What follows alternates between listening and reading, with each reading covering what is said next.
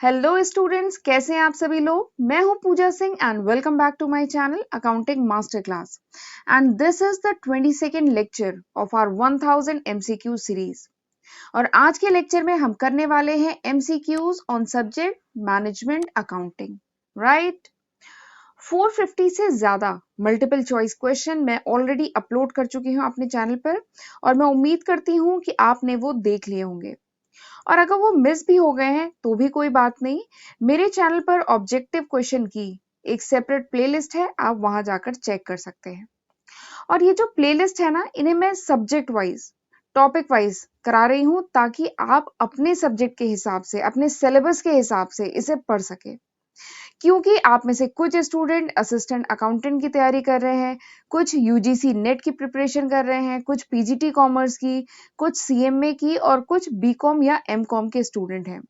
तो ये जो एमसीक्यूज है ये मैं आप सभी को ध्यान में रखकर करा रही हूँ। ओके। और एक बात और है कि अगर मेरे इस 30 मिनट के लेक्चर से आप कुछ नॉलेज गेन करें, कुछ नया सीखे, कोई कॉन्सेप्ट क्लियर हुआ हो तो मुझे कमेंट सेक्शन में जरूर बताइएगा। और मेरे वीडियो को भी लाइक करना मत भूलिएगा, राइट। तो फिर चलिए हम आज का लेक्चर स्टार्ट करते हैं। First question, opportunity cost is the cost of. Opportunity cost वो कॉस्ट है of lost business, unplanned new business, obtaining new business opportunity, the next best alternative course of action। ठीक है, तो ये चार ऑप्शन दिए गए हैं और पूछा गया है कि अपॉर्चुनिटी कॉस्ट क्या है। तो ये जो मैं देखती हूँ अपॉर्चुनिटी कॉस्ट है ना, this is very important question. मैं देखती हूँ ऑब्जेक्टिव क्वेश्चंस में मतलब बहुत पूछा जाता है, एग्जाम में बहुत पूछा जाता है कॉन्सेप्ट अपॉर्चुनिटी कॉस्ट। तो चलिए पहले मैं थोड़ा सा अपॉर्चुनिटी कॉस्ट के बारे में बता देती हूँ, फिर ये आंसर आप खुद ही कर लेंगे। अपॉर्चुनिटी कॉस्ट क्या है? This is a decision making cost. ये एक डिसीजन मेकिंग कॉस्ट है, ये कॉस्ट हेल्प करती है डिसीजन लेने में। ठीक है। अपॉर्चुनिटी कॉस्ट क्या है? This is the benefit that is lost और सेक्रीफाइस। अपॉर्चुनिटी कॉस्ट वो बेनिफिट है जिसे हम लूज करते हैं या सेक्रीफाइस करते हैं when the choice of one course of action. जब हम एक कोर्स ऑफ एक्शन को अगर चूज करें तो हमें जो ऑल्टरनेटिव कोर्स ऑफ एक्शन है उसको क्या करना पड़ेगा? गिव अप करना पड़ेगा, छोड़ना पड़ेगा। अगर हम एक ऑल्टरनेटिव को चूज करते हैं, ठीक है, तो हमें दूसरे ऑल्टरनेटिव को छोड़ना पड़ेगा। तो जो बेनिफिट हम लूज करते हैं ना, दिस इज कॉल्ड अपॉर्चुनिटी। जिस अपॉर्चुनिटी को हम लूज करते हैं, ठीक है, जिस अपॉर्चुनिटी को हम लूज करते हैं उसका जो बेनिफिट है ना, that is called opportunity cost. एक एग्जाम्पल के साथ समझाती हूँ तो और अच्छे समझ में आएगा। सपोज करिए एक कंपनी है, उसके पास 1 लाख रुपीज है और वो कंपनी उस 1 लाख रुपीज को बैंक में डिपॉजिट करती है और उस पर 10% इंटरेस्ट मिलता है। ठीक है। फिर उसके बाद कंपनी ने सोचा कि हम इस 1 लाख रुपीज को हम बैंक में नहीं डिपॉजिट करेंगे, हम इसको डिबेंचर्स में इंटरेस्ट करेंगे, डिवेंचर में इन्वेस्ट करेंगे। ठीक है। तो कंपनी ने जब इसे डिवेंचर में इन्वेस्ट करने का सोचा तो वहां पर इंटरेस्ट रेट है 17%। ठीक है। तो फिर कंपनी ने फाइनली डिसाइड किया कि हम जो 1 लाख रुपीज है इसको डिबेंचर में ही इन्वेस्ट करेंगे जहां से हमें रेट ऑफ इंटरेस्ट 17% मिल रहा है। ठीक है। तो यहाँ पर कंपनी फिर क्या लूज कर रही है, क्या बेनिफिट है जिसे सेक्रीफाइस कर रही है? यहाँ पे कंपनी ये जो 10,000 रुपए हैं जो बैंक में डिपॉजिट करने से जो इंटरेस्ट मिलता था 10,000 रुपए, ठीक है, वो क्या कर रही है? वो सेक्रीफाइस कर रही है। ठीक है, इस बेनिफिट को सेक्रीफाइस कर रही है। तो ये जो 10,000 रुपीज है, this is called opportunity cost. इसी को अपॉर्चुनिटी कॉस्ट कहते हैं। ठीक है। तो आप बताइए यहाँ पे कौन सा आंसर सही होगा? यहाँ पे आंसर है option D. Opportunity cost is the cost of the next best alternative course of action. जो अगला best alternative course of action है उसकी जो कॉस्ट है दैट इज अपॉर्चुनिटी कॉस्ट। इसी को अपॉर्चुनिटी कॉस्ट कहते हैं। ठीक है। आई होप आपको समझ में आ गया होगा। चलिए अगला क्वेश्चन देखते हैं। If the budgets are prepared of a business concern for a particular period taking each and every function separately, such budget are called। अगर कोई बिजनेस कंसर्न है वो बजट बनाता है फ्यूचर पीरियड के लिए, एक पर्टिकुलर टाइम पीरियड के लिए जो बजट बनाता है, वो बजट हर फंक्शन के लिए, ऑर्गेनाइजेशन के हर फंक्शन के लिए सेपरेटली अगर बजट प्रिपेयर किया जाता है तो ऐसे बजट को क्या कहा जाता है? This is the question. ठीक है। अगर फंक्शन के अकॉर्डिंग अगर कंपनी हर फंक्शन के लिए सेपरेट बजट बनाए तो उसे क्या हम सेपरेट बजट कहेंगे, फंक्शनल बजट कहेंगे, बोथ या none? This is the question. ठीक। तो हम जानते हैं बजट को क्लासिफाई हम 3 बेसिस पे कर सकते हैं। जो बजट है इसको हम 3 बेसिस पे क्लासिफाई कर सकते हैं। पहला क्या है, टाइम के बेसिस पे बजट को क्लासिफाई कर सकते हैं। टाइम के बेसिस पे करेंगे तो बजट जो है 4 तरीके के होते हैं, short term budget, long term budget, rolling budget, current budget. ठीक है।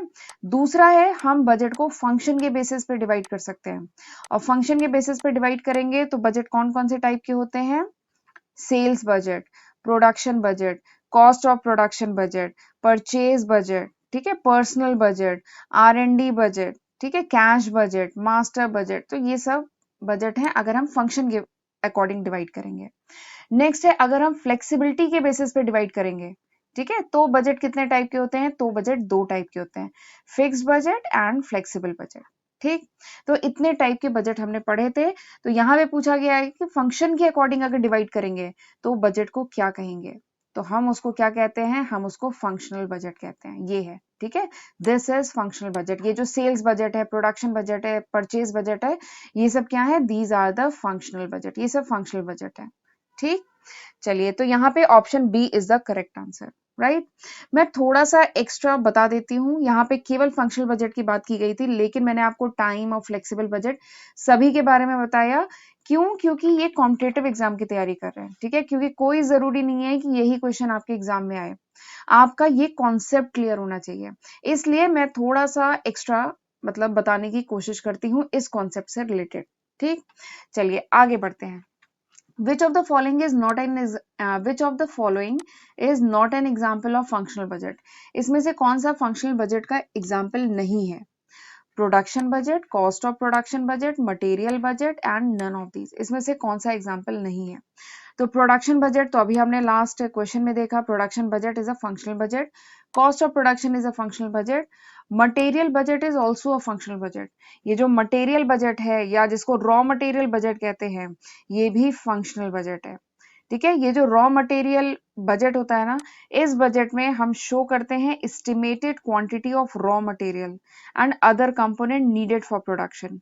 प्रोडक्शन के लिए, प्रोडक्शन की डिमांड को पूरा करने के लिए कितना रॉ मटेरियल, कितने अदर कंपोनेंट रिक्वायर्ड हैं, इसको एस्टिमेट किया जाता है इस मटेरियल बजट में। ठीक है। तो बताइए यहाँ पे आंसर क्या होगा कि कौन सा एग्जाम्पल नहीं है? तो यहाँ पे तीनों ही एग्जाम्पल हैं, इसलिए आंसर होगा ऑप्शन डी। ठीक। चलिए अगला क्वेश्चन देखते हैं। Which of the following is an essential of a budget? इसमें से कौन सा बजट के फीचर्स हैं, कौन से बजट के एसेंशियल फीचर्स हैं, ये पूछा गया है। ठीक है। तो ऑप्शन पढ़ने से पहले मैं आपको थोड़ा सा बजट के बारे में बता देती हूँ, फिर आप खुद ही आंसर कर लेंगे। वैसे अगर आपने मेरा लास्ट लेक्चर देखा है तो वहां पे भी मैंने बजट के बारे में डिटेल में बताया है, बट अगर वो वीडियो मिस हो गया है तो चलिए एक बार फिर से बता देती हूँ। बजट क्या है? Budget is the planning, budget is the plan related to definite future period of time. Future period, एक डेफिनेट फ्यूचर पीरियड के लिए 6 महीने, 1 साल, 2 साल, 5 साल, डेफिनेट फ्यूचर पीरियड के लिए जो कंपनी प्लान बनाती है, which is in monetary term और क्वांटिटेटिव टर्म। मॉनेटरी या क्वांटिटेटिव टर्म में फ्यूचर के लिए कंपनी जो प्लान बनाती है, दैट इज कॉल्ड बजट। इसी को बजट कहा जाता है। ठीक है। तो budget is basically a planning device. Budget एक तरीके की प्लानिंग डिवाइस है, लेकिन it help in performance evaluation too. Organisation की परफॉर्मेंस को इवैल्यूएट करने में भी बजट हेल्प करता है। ठीक है। कंट्रोलिंग करने में हेल्प करता है, क्योंकि बजट में हम एस्टिमेट करते हैं कि हम अगले साल सेल्स का, जैसे अगर मैं बात करूं सेल्स का, क्योंकि बजट में हम एस्टिमेशन करते हैं कि हम अगले साल सेल जो है 1 लाख की सेल्स करेंगे, एक एग्जांपल है। ठीक है। बट एक्चुअल में शायद सेल 80,000 की हुई।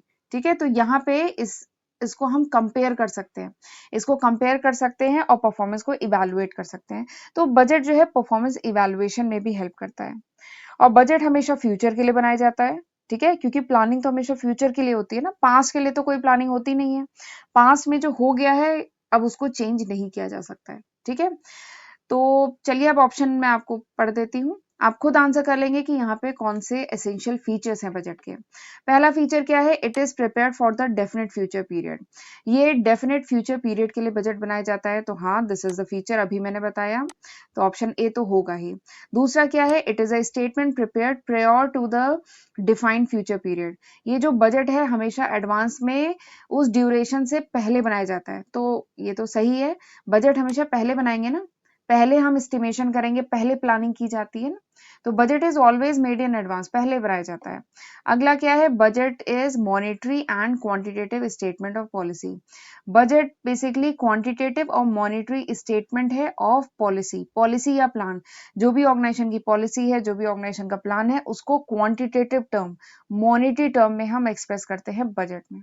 ठीक है, तो ये तीनों ही फीचर्स हैं, यानी आंसर क्या होगा, आंसर होगा ऑप्शन डी। ठीक, चलिए अगला क्वेश्चन करते हैं। अगला क्वेश्चन देखने में तो बहुत बड़ा लग रहा है, लेकिन इतना डिफिकल्ट है नहीं, बहुत आसान क्वेश्चन है। क्वेश्चन क्या है, when preparing a production budget the quantity to be produce is equal to. जब प्रोडक्शन बजट बनाते हैं, ठीक है, प्रोडक्शन बजट मतलब प्रोडक्शन बजट में हम एस्टिमेट करते हैं quantity of unit to be produce, यानी कितने क्वांटिटी यूनिट प्रोड्यूस करेगा कंपनी। ठीक है, ये एस्टिमेट किया जाता है प्रोडक्शन बजट में। ठीक है, तो जब कंपनी प्रोडक्शन बजट बनाती है तो क्वांटिटी टू बी प्रोड्यूस, कितने क्वांटिटी प्रोड्यूस करेगी, वो उसका फॉर्मूला क्या होता है, दिस इज इक्वल्स टू, चार ऑप्शन दिए हैं, sales quantity plus opening inventory plus closing inventory, sales quantity minus opening plus closing, sales quantity minus opening minus closing, sales quantity plus opening minus closing. ठीक है, तो ये चार फॉर्मूले दिए हैं। प्रोडक्शन बजट जब बनाया जाता है तो जो यूनिट प्रोड्यूस की जाएगी, ठीक है, तो उसका फॉर्मूला क्या है, दिस इज द क्वेश्चन। ठीक है, तो यहाँ पर वैसे तो इसका आंसर है ऑप्शन बी, ये जो ऑप्शन बी है दिस इज द आंसर। इसका जो यूनिट प्रोड्यूस की जाएगी इसका फॉर्मूला होता है sales quantity plus closing minus opening. Sales quantity में क्लोजिंग इन्वेंट्री आप ऐड करिए और ओपनिंग इन्वेंट्री को माइनस करिए, you will get the quantity to be produce, ये आपको पता चल जाएगा। ठीक है, चलिए मैं इसको एग्जाम्पल के साथ एक समझाती हूँ तो आपको ज्यादा अच्छे से समझ में आएगा। सपोज करिए एक कंपनी है, वहां पे ओपनिंग स्टॉक है 1 यूनिट। ओपनिंग स्टॉक मतलब फाइनेंशियल ईयर के एंड में जो स्टॉक है दैट इज ओपनिंग स्टॉक, तो वो है 1 यूनिट। और क्लोजिंग स्टॉक है 2 यूनिट, यानी फाइनेंशियल ईयर के एंड में क्लोजिंग स्टॉक जो बचा वो 2 यूनिट है। और जो कंपनी है उसने सेल की, ठीक है, सेल क्वांटिटी है 4 यूनिट, 4 यूनिट उसने सेल की। तो आपको अगर ये बताना है कि कितने क्वांटिटी ऑर्गेनाइजेशन ने प्रोड्यूस की, ठीक है, इस फाइनेंशियल ईयर में, जिसमें ओपनिंग इन्वेंट्री थी 1 यूनिट, क्लोजिंग इन्वेंट्री थी 2 यूनिट, और इस ड्यूरेशन में कंपनी ने सेल की अगर 4 यूनिट की, तो आपको बताना है कि कितने यूनिट कंपनी ने प्रोड्यूस की। तो देखिए यहाँ पे कितने यूनिट प्रोड्यूस की, यहाँ पे 5 यूनिट प्रोड्यूस किया है कंपनी ने। देखिए पहले से 1 यूनिट था, फिर 5 यूनिट प्रोड्यूस किया, तो टोटल कितना हो गया, 6 यूनिट हो गया। 6 यूनिट में से 4 यूनिट कंपनी ने सेल कर दिया, तो 6 यूनिट में से 4 यूनिट अगर सेल कर दिया तो बचा कितना, 2 यूनिट बचा। ठीक है, तो आपको हमने, ये तो छोटा सा एग्जांपल था, यहाँ मैंने फिगर्स बहुत कम वैल्यू के लिए हुए थे, तो आपने आसानी से बता दिया कि कंपनी 5 यूनिट प्रोड्यूस करेगी। ठीक है, बट ये आया कहाँ से, इसके लिए हमने क्या किया, सेल में हमने क्लोजिंग स्टॉक को ऐड किया है, 4 में हमने 2 को ऐड किया है, ये जो सेल है इसमें हमने क्लोजिंग स्टॉक को ऐड किया है और ओपनिंग को माइनस किया है। ठीक है, तो हमारा आ गया कितना यूनिट प्रोड्यूस करेंगे। ठीक है, ये हमने ऐसे निकाला है। तो ये तो मैंने छोटे फिगर लेके किया था, तो ये मैंने समझाने के लिए किया था, वरना इसका फॉर्मूला क्या है, sales quantity plus closing minus opening. तो इस तरीके से आप इसे देख सकते हैं, कर सकते हैं। ठीक है, चलिए अगला क्वेश्चन बताती हूँ। अगला क्वेश्चन क्या है, by नहीं, in comparing a fixed budget with a flexible budget, what is the reason for the difference between the profit figure in the two budget? जब हम कंपेयर करते हैं फिक्स बजट को फ्लेक्सिबल बजट से, तो क्या रीजन है कि there is a difference in the profit in two budget, जो दो बजट हैं इनका जो प्रॉफिट फिगर है इसमें डिफरेंस आता है, ऐसा क्यों होता है। ठीक है, तो जब मैंने बजट बताया था, ठीक है, जब मैंने बजट बताया था तो मैंने अभी बताया था कि अगर फ्लेक्सिबिलिटी के बेसिस पे बजट को डिवाइड करें तो बजट दो टाइप के होते हैं, एक होता है फिक्स बजट और एक होता है फ्लेक्सिबल बजट। ठीक है, अगर फ्लेक्सिबिलिटी के बेसिस पे डिवाइड करें, और इन दोनों बजट के बीच में बेसिक डिफरेंस क्या है, बेसिक डिफरेंस है कि ये जो फिक्स बजट है it is prepared keeping in mind one level of activity. ये जो फिक्स बजट है ये वन लेवल ऑफ एक्टिविटी, यानी एक लेवल ऑफ एक्टिविटी, एक लेवल ऑफ आउटपुट के लिए बनाया जाता है। मतलब एग्जाम्पल ले रही हूँ, जैसे सपोज करिए 1000 यूनिट कंपनी प्रोड्यूस करती है, ठीक है, तो 1000 यूनिट प्रोड्यूस अगर करती है तो इसमें मटेरियल कितना लगेगा, लेबर कितना लगना चाहिए, ठीक है, तो उसके बारे में एस्टिमेट किया जाता है। तो यहाँ पे लेवल ऑफ एक्टिविटी इज 1, ठीक है, it is fixed. But flexible budget में क्या होता है, ये इस बजट को जब बनाया जाता है तो हम डिफरेंट लेवल ऑफ एक्टिविटी के लिए बनाते हैं। जैसे कंपनी अगर 1000 यूनिट प्रोड्यूस करेगी तो मटेरियल लेबर दूसरे खर्चे क्या आएंगे। कंपनी अगर 10,000 यूनिट प्रोड्यूस करेगी तब एक्सपेंसेस कितने आएंगे। कंपनी अगर 1 लाख यूनिट प्रोड्यूस करेगी तब एक्सपेंसेस कितने आएंगे। ठीक है, तो डिफरेंट लेवल ऑफ एक्टिविटी के लिए हम फ्लेक्सिबल बजट बना सकते हैं। फिक्स बजट एक लेवल ऑफ एक्टिविटी के लिए बनता है। तो this is the basic difference. तो देखिए यहाँ पे ऑप्शन क्या हो सकता है। पहला ऑप्शन है डिफरेंट लेवल ऑफ एक्टिविटी, दूसरा क्या है डिफरेंट लेवल ऑफ स्पेंडिंग, तीसरा क्या है डिफरेंट लेवल ऑफ एफिशिएंसी, चौथा क्या है difference between the actual and budgeted performance. ठीक है, तो फिक्स्ड एंड फ्लेक्सिबल बजट में जो डिफरेंस आता है प्रॉफिट में, वो क्यों आता है, बिकॉज ऑफ द, आंसर बताइए, because of the different level of activity. क्योंकि लेवल ऑफ एक्टिविटी अलग है, इसके कारण प्रॉफिट में अंतर आता है। और यही बेसिक डिफरेंस है between fixed and flexible budget, right. चलिए आगे बढ़ते हैं, अगला क्वेश्चन देखते हैं। When fixed allowances are set without the involvement of budget owner, जब फिक्स्ड अलाउंसेस या बजट बना लिया जाता है बिना involvement of budget owner, budget owner के इन्वॉल्वमेंट के बिना जब बजट का जो फिगर्स है वो डिसाइड कर लिए जाते हैं, तो ऐसे बजटिंग प्रोसेस को क्या कहा जाता है। दिस इज द क्वेश्चन कि बजट ओनर के इन्वॉल्वमेंट के बिना जब बजट बना लिया जाता है, ठीक है, तो ऐसे बजटिंग प्रोसेस को क्या कहेंगे। Top down budgeting, negotiated budgeting, zero based budgeting, participating budgeting. ठीक है, तो ये चार ऑप्शन आपको दिए गए हैं। तो इसके लिए मैं इन चारों ही ऑप्शन के बारे में आपको थोड़ा सा बता देती हूँ, तो ये आंसर आप खुद ही कर लेंगे। ठीक है, चलिए पहला बताती हूँ। ये जो टॉप डाउन बजटिंग है, नाम से ही समझ में आ रहा है टॉप डाउन। ठीक है, यानी ये कोई बजट होगा जो पहले टॉप मैनेजमेंट के लोग बना लेते होंगे और फिर वो बजट जो बना लिए, जो फिगर इम्पोज कर दिए, फिर वो नीचे के डिपार्टमेंट को दे दिया जाता होगा कि आपको अब अपने डिपार्टमेंट का बजट इसी के अकॉर्डिंग बनाना है। ठीक है, यही कुछ होता होगा, नाम से तो यही समझ में आ रहा है। टॉप डाउन यानी पहले टॉप लेवल के लोग बनाएंगे, ठीक है, और उसके बाद जो डिपार्टमेंट है उनको दिया जाएगा। तो यही होता भी है इस बजट में। टॉप डाउन बजटिंग में क्या होता है, बेसिकली सीनियर मैनेजमेंट, ये जो टॉप मैनेजमेंट के लोग हैं, सीनियर मैनेजमेंट के लोग हैं, वो पहले बनाते हैं high level budget on the basis of companies objective. Company के ऑब्जेक्टिव के हिसाब से हाई लेवल बजट कौन बनाता है, पहले टॉप के जो लोग हैं, टॉप मैनेजमेंट बनाता है। ठीक है, और फिर उसके बाद टॉप मैनेजमेंट एलोकेट करता है अमाउंट फॉर इंडिविजुअल डिपार्टमेंट, और ये जो टॉप मैनेजमेंट है डिफरेंट डिपार्टमेंट के लिए क्या है, अमाउंट एलोकेट करता है, और फिर इस फिगर्स के हिसाब से पर्टिकुलर डिपार्टमेंट जो है वो अपने बजट बनाते हैं। तो this is top down budgeting. ठीक, दूसरा जो बजटिंग है that is negotiated budgeting. negotiated budgeting, तो negotiated budgeting process basically it is a combination of top down budgeting plus bottom up budgeting, bottom up budgeting, इन दोनों का combination है। ये जो निगोशिएटेड बजटिंग है ना, ये टॉप डाउन और बॉटम अप बजटिंग दोनों का कॉम्बिनेशन है। यहाँ पर ये जो निगोशिएटेड बजटिंग है, यहाँ पर बजट को इम्पोज नहीं किया जाता। ये जो बजट की प्रिपरेशन है किसी सिंगल लेवल पे इम्पोज नहीं की जाती कि आप ही को बनाना है, ये एक शेयर्ड रिस्पॉन्सिबिलिटी होती है। ठीक है, यहाँ पर सीनियर और सब ऑर्डिनेट, ये जो निगोशिएटेड बजटिंग है यहाँ पे सीनियर और सब ऑर्डिनेट दोनों मिलके बजट बनाते हैं। ठीक, अगला क्या है, जीरो बेस बजटिंग। ये जीरो बेस बजटिंग पे बहुत क्वेश्चन आते हैं। ये जो जीरो बेस बजटिंग है ये क्या होता है, ये एक मेथड ऑफ बजटिंग है जहां पे every time we start from zero.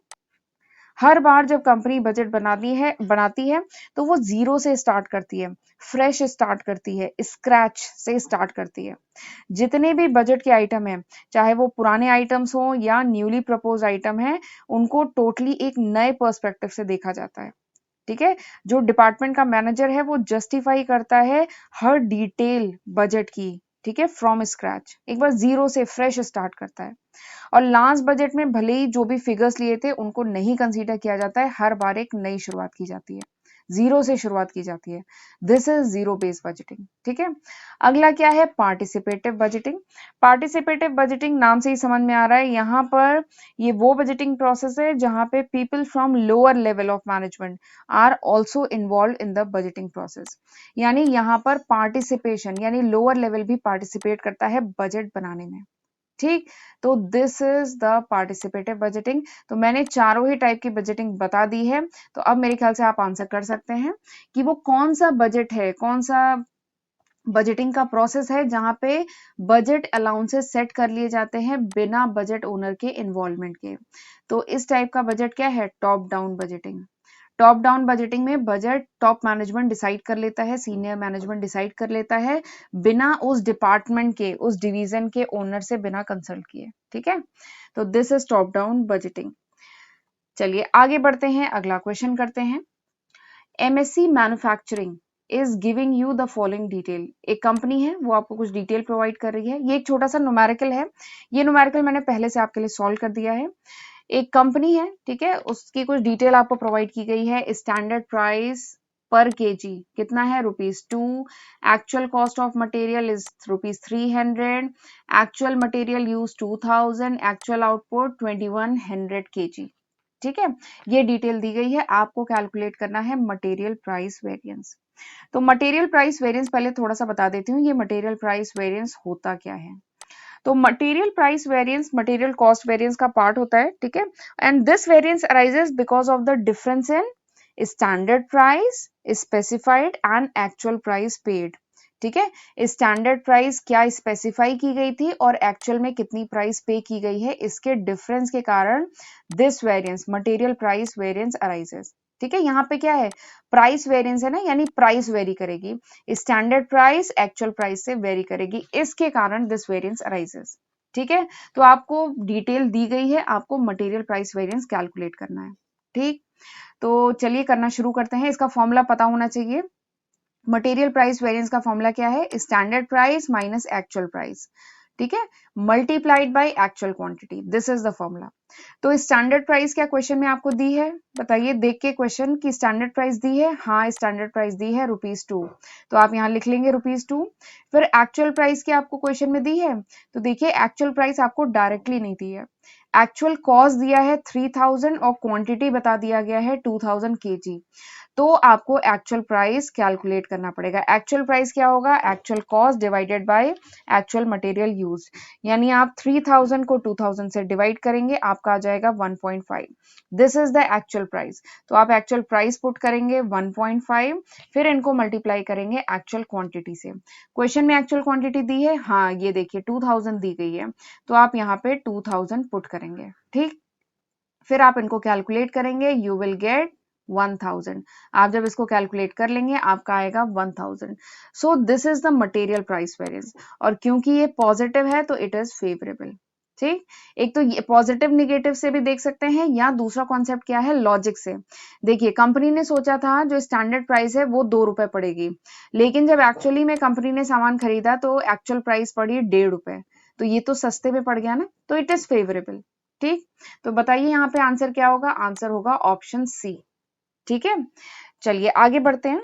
अच्छा, आगे बढ़ने से पहले अगर आप मेरे चैनल पे फर्स्ट टाइम आए हैं तो मैं अपने चैनल के बारे में भी थोड़ा सा बताना चाहती हूँ।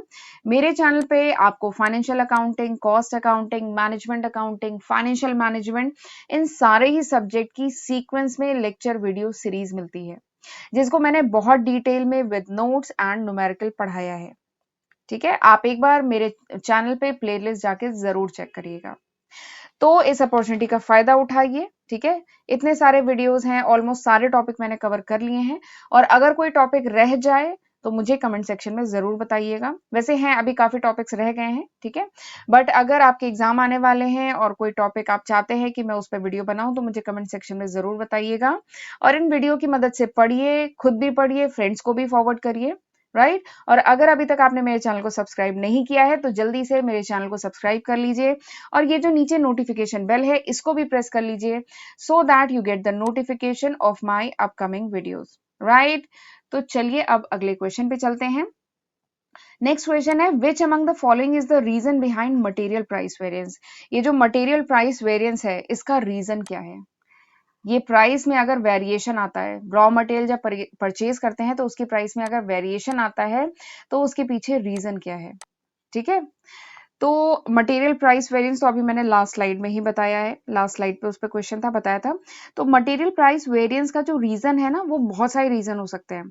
शायद जो मटेरियल है उसकी मार्केट प्राइस चेंज हो गई हो, या शायद इस बार हमने लेस क्वांटिटी खरीदी तो इसकी वजह से डिस्काउंट कम मिला हो, तो इसलिए प्राइस वेरी कर गई हो, या इस बार इनएफिशिएंट परचेजिंग हुई, गलत सप्लायर से हमने सामान खरीद लिया, इसलिए शायद प्राइस में वेरिएशन हुआ हो, या शायद हमने कोई अर्जेंट परचेजिंग की हो, अर्जेंट में सामान मंगाया तो हमें थोड़ा महंगा पड़ेगा।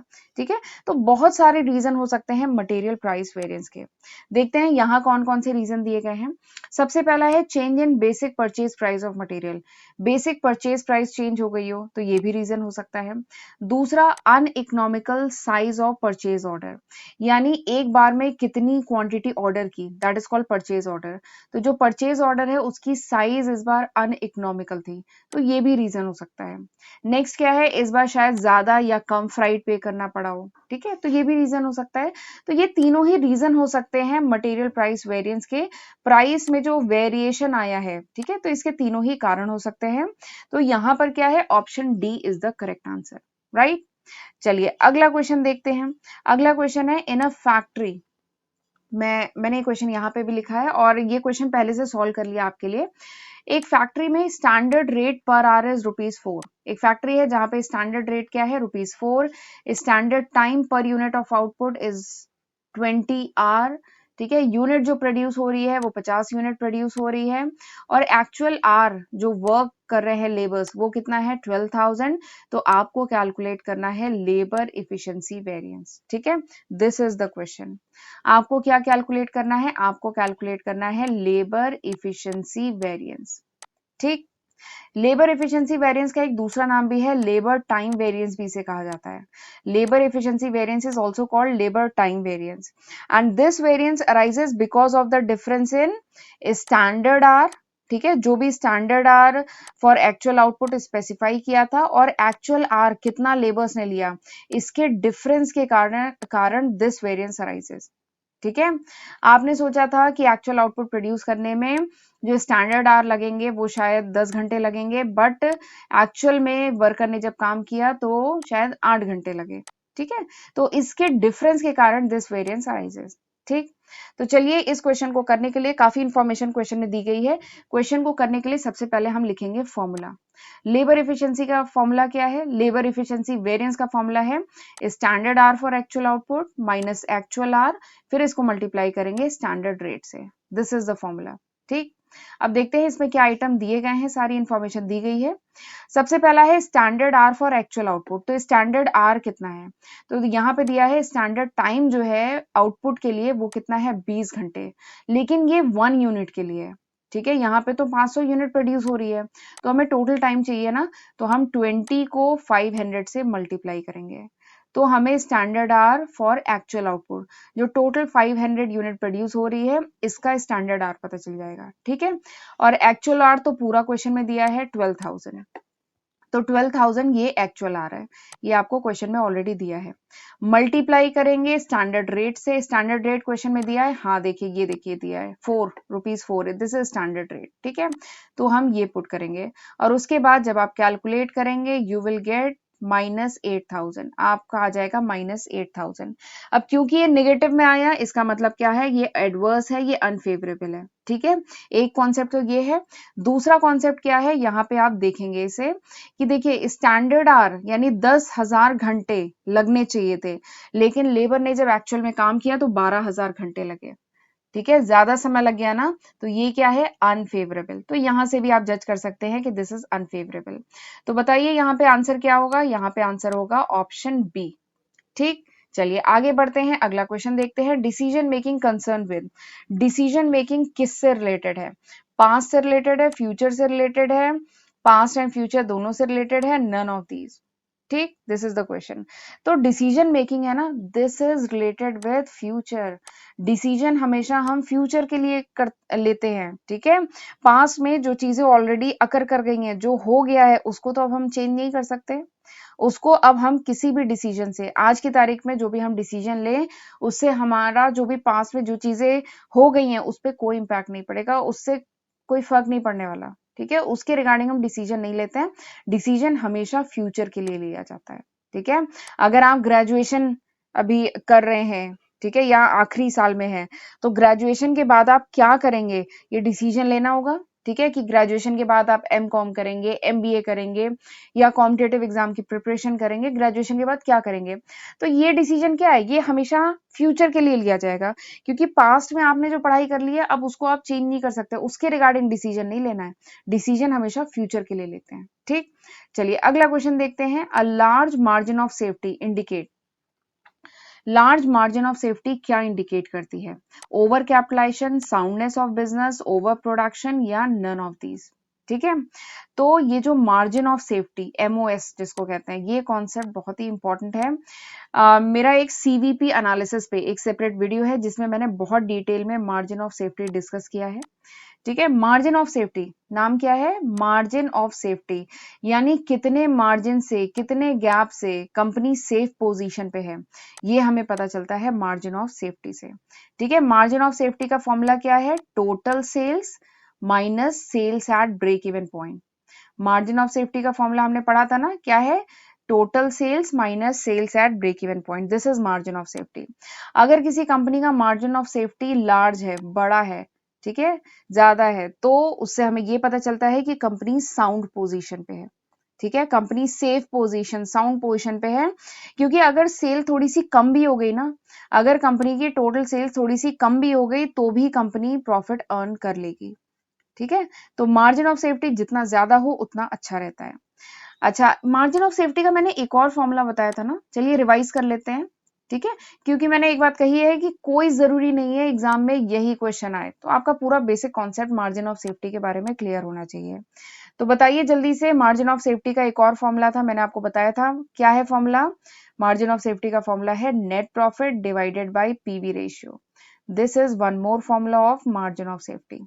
ठीक, तो यहाँ पे मार्जिन ऑफ सेफ्टी क्या इंडिकेट करती है, बताइए क्या आंसर होगा? तो margin of safety indicate soundness of business, ये बिजनेस की साउंडनेस इंडिकेट करती है। ठीक है, तो option B is the correct answer. Right, यहाँ पे ओवर कैपिटलाइजेशन तो एकदम भी नहीं होगा। ओवर कैपिटलाइजेशन मतलब होता है जब कंपनी इशू करे डेप्ट, ज्यादा डेप्ट और इक्विटी इशू करे, देन इट्स एसेट वर्थ। जितने की एसेट की वर्थ नहीं है उससे ज्यादा डेप्ट और इक्विटी अगर कंपनी इशू करती है तो उसको कहा जाता है ओवर कैपिटलाइजेशन। और ओवर प्रोडक्शन मतलब ज्यादा प्रोडक्शन करना, तो ये दोनों तो होंगे नहीं, आंसर है साउंडनेस ऑफ बिजनेस। ठीक है, चलिए आगे बढ़ते हैं, अगले क्वेश्चन पे जाते हैं। रिवीजन ऑफ बजट इज, जो बजट है उसको रिवाइज करना अननेसेसरी है, कैन नॉट डिटरमाइन, नेसेसरी है, या इनएडिक्वेट डेटा है। रिवीजन ऑफ बजट, बजट को मार्केट के अकॉर्डिंग, बिजनेस एनवायरनमेंट में जो चेंज आता है उसके अकॉर्डिंग बजट को रिवाइज करना जरूरी है कि नहीं जरूरी है, ये पूछा जा रहा है। तो हमने डिटेल में बजटरी कंट्रोल पढ़ा हुआ है। ठीक है, बजटरी कंट्रोल में मैंने बताया था कि 5 स्टेप होते हैं। ये जो बजटरी कंट्रोल है इसमें 5 स्टेप होते हैं, और ये जो 5वां स्टेप होता है ना, यही तो होता है revision of budget. Budgetary control में 5 स्टेप क्या क्या थे? सबसे पहला स्टेप होता है इस्टेब्लिशमेंट ऑफ बजट, सबसे पहले बजट बनाया जाता है। दूसरा स्टेप क्या होता है? दूसरा स्टेप होता है comparison with actual performance. Budget बना लिया, अब उसके बाद कंपेयर करेंगे विद एक्चुअल परफॉर्मेंस। ठीक है, फिर तीसरा स्टेप क्या होता है? एनालाइज करते हैं वेरिएंस, अगर कुछ वेरिएशन आ रहा है उसको एनालाइज किया जाता है। चौथा स्टेप क्या है? Remedial action. ठीक है, और अगर कोई अनफेवरेबल वेरिएंस आ रहा है तो फिर उसे करेक्ट किया जाता है, रिमीडियल एक्शंस लिए जाते हैं। ठीक है, और पांचवा स्टेप क्या है? पांचवा स्टेप है बजट को रिवाइज किया जाता है। ठीक है, टाइम टू टाइम, जैसी रिक्वायरमेंट हो उसके अकॉर्डिंग बजट को टाइम टू टाइम रिवाइज भी किया जाता है। तो ये 5 स्टेप थे बजटरी कंट्रोल के। ठीक, तो इससे अब हमें समझ में आ गया है कि revision of budget is necessary, revision of budget बहुत जरूरी है। ठीक है, तो यहाँ पे आंसर क्या होगा? Option C. राइट, तो चलिए this was the last question of this lecture, और मैं उम्मीद करती हूँ कि आज मैंने जो कुछ भी पढ़ाया आपको अच्छे से समझ में आया होगा। और अगर समझ में आया और ये लेक्चर यूजफुल लगे तो इसको लाइक करना मत भूलिएगा। ठीक है, और अपने फ्रेंड्स के साथ भी इसको ज्यादा से ज्यादा शेयर करिएगा। तो फिर चलिए मिलते हैं अगले लेक्चर में, तब तक अपना ध्यान रखिए और पढ़ते रहिए। All the best, thank you.